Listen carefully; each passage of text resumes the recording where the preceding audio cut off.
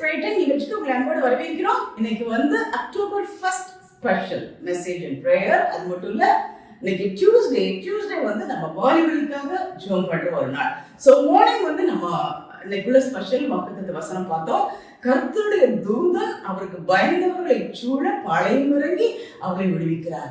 So இதுக்கு ரிலேட்டடா நம்ம பைபிள்ல ஒரு சூப்பர், அதுவும் யூத் வாலிபர்களுக்கும் ரிலேட்டடா இந்த வசனம் இன்னைக்கு 1ஆம் தேதி இதுக்கும் ரிலேட்டடா ஒரு நல்ல ஒரு சம்பவத்தை நம்ம பைபிள்ல பார்க்கிறோம். தானியேல் 3ஆம் அதிகாரத்துல இருக்கு. அதுல எல்லாருக்கும் தெரியும், சாத்ராக், மேஷாக், ஆபேத்நேகோ என்கிற அந்த 3 வாலிபர்கள் எப்படி கர்த்தருடைய தூதன் அவர்களை சூழ பாளையமிறங்கி அவர்களை விடுவித்தார் அப்படிங்கிறது நமக்கு எல்லாருக்கும் தெரியும். வாலிபர்களே, மெயினா வாலிபர்களே ரொம்ப கவனமா கவனிங்க.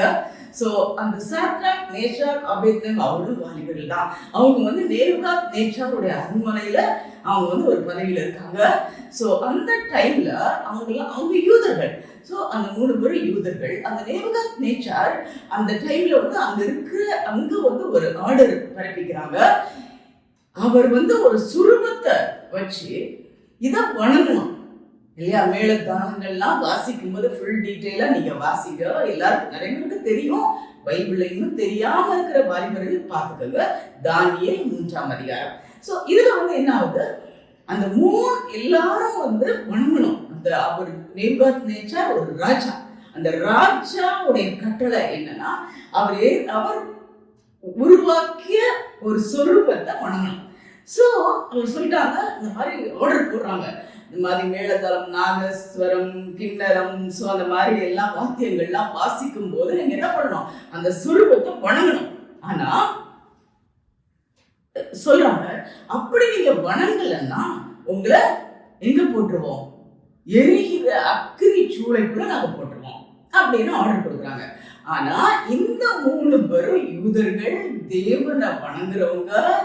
சோ அவங்க அதுக்கு பயப்படவே இல்லை, கலக்கப்படவும் இல்லை. இது மாதிரி நாகஸ்வரம் என்ன அடிச்சு மேலதான் அடிச்சா கூட அவங்க அதுக்கு அந்த சொரூபத்தை வணங்கவே இல்லை.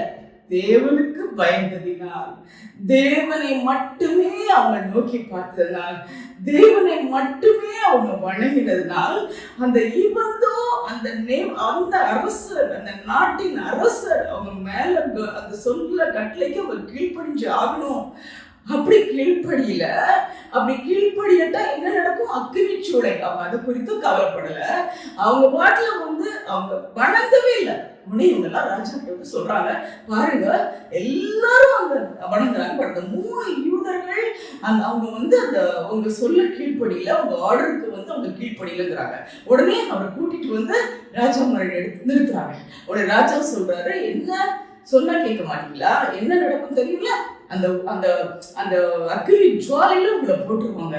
அப்போ அவங்க சொல்றாங்க, நல்ல ஒரு வார்த்தை, இதை கேளுங்க வாலிபர்களே, இவ்வளவு வைராக்கியமா இருக்கணும், நீங்க தேவனுக்கு வைராக்கியமா இருக்கணும். என்ன சொல்றாங்க, இந்த காரியத்தை குறித்து நாங்கள் உமக்கு உத்தரவு சொல்ல எங்களுக்கு அவசியம் இல்லை.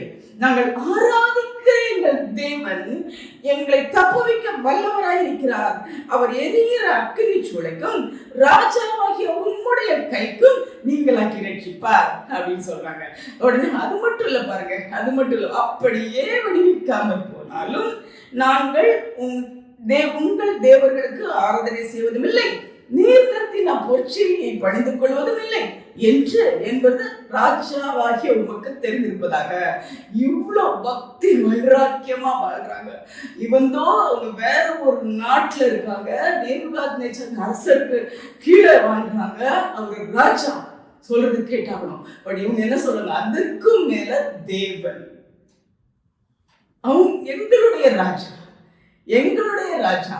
சோ அவங்க அந்த பொற்சிலியை வணங்கல, இந்த வைராக்கியமா சொல்றாங்க. உடனே ராஜாவுக்கு ரொம்ப கோபம் வந்துருது. ஏற்கனவே சூடுபடுத்தினதை விட 7 மடங்கு சூடுபடுத்துறாங்க. அந்த சூளைய, எரிகிற அக்கினி சூளைய 7 மடங்கு சூடுபடுத்தி அந்த 3 வரையும் தூக்கி உள்ள போட்டாங்க. நல்ல கவனிங்க, என்ன ஆகும், பக்கத்துல போனாலே ட்ரெஸ் கரிஞ்சிடும், அது உள்ள போனா உடம்பு கரிக்கணும். ஆனா கொஞ்ச நேரம் பாக்குறாங்க எல்லாரும், அங்க 3 பேர், திடீர்னு பார்த்தா 4 பேர் அந்த அக்கினி ஜுவாலையில சுத்தி வராங்க. உலாவுறாங்க உள்ள. ஷாக்கா இது. உடனே ராஜா கூப்பிட்டு கேட்கிறாரு, நம்ம 3 பேர் தான் உள்ள போட்டோம், இன்னொரு ஆள் உள்ள சுத்துறாங்க பாருங்க. பல தேவனுடைய புத்திரன். அப்பதான் அவங்களுக்கு அப்படி ஆச்சரியமா இருக்கு. உடனே சொல்றாரு, வெளியே வாங்க வெளியே வாங்க, 3 பேர் வெளியே வாங்க. பார்த்தா 3 பேர் வெளியே வந்தாங்க. அப்போ என்ன பதில் சொல்றாங்க பாருங்க. அப்பொழுது நேபுகாத்நேச்சார் எரிகிற அக்கினி ஜூளையின் வாசலடைக்கு வந்து உன்னதமான தேவனுடைய தாசனாகிய பாருங்க, உன்னதமான தேவனுடைய தாசனாகிய சாத்ராக் மேஷாக் ஆபேத்நேகோ என்பவர்களே வெளியே வாருங்க. அப்பொழுது அவங்க வெளியே வராங்க. தேசாதிபதியும் அதிகாரிகளும் தலை அந்த புருஷனுடைய சரீரங்கள்ல அக்கினி பலம். அவங்க பாருங்க வெளியே வராங்க. அந்த சரீரத்துல அக்கினி எதுவுமே செய்யல. ஈவன் தலை முடி கூட கருகல. அவங்க ட்ரெஸ்ல எந்த ஒரு அவங்க அக்கினிக்குள்ள போயிட்டு வந்தாங்கிறதுக்கு எந்த ஒரு எவிடன்ஸும் இல்லை. அவ்வளோ எப்படி போனாங்களோ இதெல்லாம் நம்ப முடியுதா? இதான் கடவுள் செயல். எப்படி போனாங்களோ அப்படியே வெளியே வராங்க. கர்த்தரை நம்பினாங்க, தேவனை நம்பினாங்க. என்னை யாரும் இது பண்ண முடியாது. என்னை யாரும் இது திருச்சுள்ள போட்டாலும் சரி, என் கர்த்தரனை காப்பார், என் கர்த்தரனை பாதுகாப்பார். அவங்களுடைய வைராக்கியத்தை நினைச்சு அவங்களுடைய வாஞ்ச அவங்களுடைய நம்பிக்கை வீணா போகல. கர்த்தருடைய அடுத்த வசனம் பாருங்க. அப்பொழுது நேபுகாத்நேச்சார் சாத்ராக் மேஷாக் ஆபேத்நேகோ என்பது தேவனுக்கு ஸ்தோத்திரம் பண்ண ஒரு பெரிய சாட்சி. பெரிய சாட்சி. அவங்க வெளியே மட்டும் வரல, அவங்க அந்த மாதிரி வெளியே வந்ததுனால அது பெரிய அந்த ஊர்ல அவ்வளோ பெரிய சாட்சி. ராஜாவே சொல்றாரு, என்ன சொல்றாரு? உங்களுடைய தேவனுக்கு ஸ்தோத்திரம். அவர்கள் தங்களுடைய தேவனை தவிர வேறொரு தேவனையும் சேவித்து படியாமலும் அவரையே நம்பி ராஜாவின் கட்டளை தள்ளி. ராஜா தான் சொல்றாரு. அதே ராஜா, எந்த ராஜா நீ கட்டளைக்கு கீழ்பண்ண உனக்கு எரிஞ்சிருவேன்னு சொன்னாரோ அதே ராஜா சொல்றாரு, இவங்க அவங்களுடைய தேவன் மேல நம்பிக்கை வச்சு அவங்களுடைய தேவனை தவிர இவன் ராஜாவுடைய கட்டளை அதை தள்ளி தங்கள் சரீரங்களை ஒப்பு கொடுத்ததுனாலே அவர் தமது தூதனை அனுப்பி அவர்களை விடுவித்தார். இன்னைக்கு வசனம் என்ன? கர்த்தருக்கு பயந்தவர்களை சூழ பாளையம் இறங்கி அவரை விடுவிப்பார். கர்த்தருடைய தூதன் அவருக்கு பயந்தவர்களை சூழ பதிலா அப்படியே ஒரு எக்ஸாம்பிள்.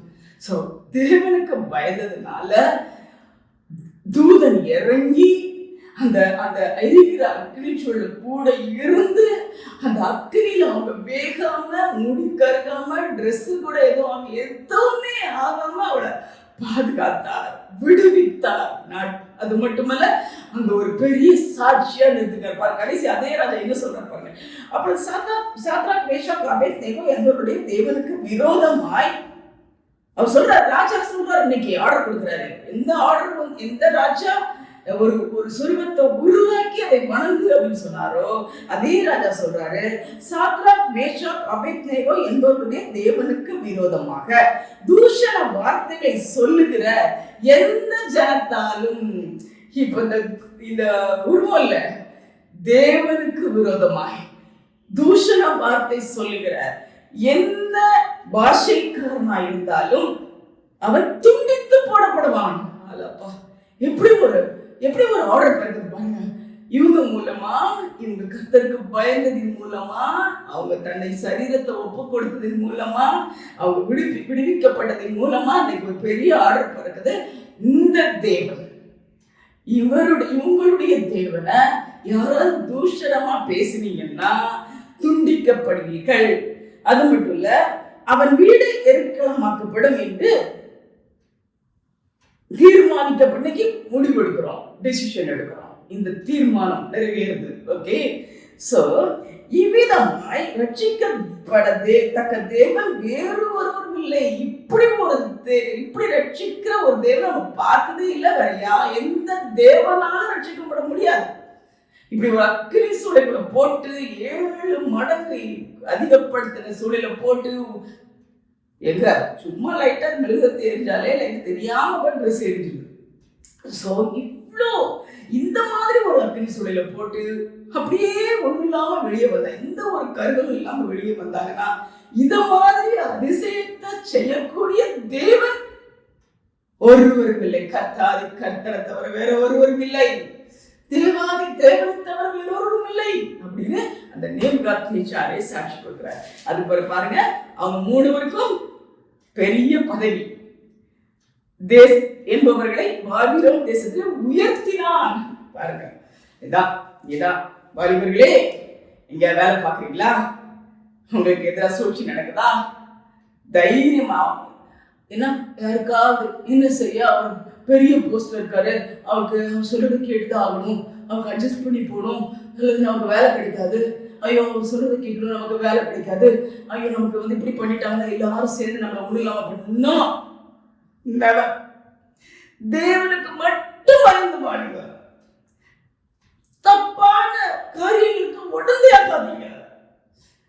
தேவனுக்கு மட்டும் பயந்து வாழுங்க. யாரும் எதுவும் செய்ய முடியாது. அப்பதான் தூதன் உங்களை சூழ பாளையம் இறங்கி அந்த பிரச்சனையிலிருந்து உங்களை விடுவிப்பார். உங்கள் பாவத்திலிருந்து உங்களை விடுவிப்பார். உங்கள் நோயிலிருந்து உங்களை விடுவிப்பார். வாலிபர்களே, உங்களுக்கு இருக்கிற டெம்ப்டேஷன் வந்து அவர் விடுவிப்பார். அவருக்கு பயந்து வாழ்ந்தீங்கன்னா விடுவிப்பார். சரிங்களா? ஸோ நல்ல ஒரு இன்னைக்கு வந்து எனக்கே ஜஸ்ட் இன்னைக்கு டைமே இல்லை, எனக்கு ஜோப் பண்ணேன் கற்றுறது மாதிரி ஒரு நல்ல ஒரு சம்பவத்தை கொடுத்து அந்த வசனத்தை நமக்கு எக்ஸ்பிளைன் பண்ணியிருக்காரு.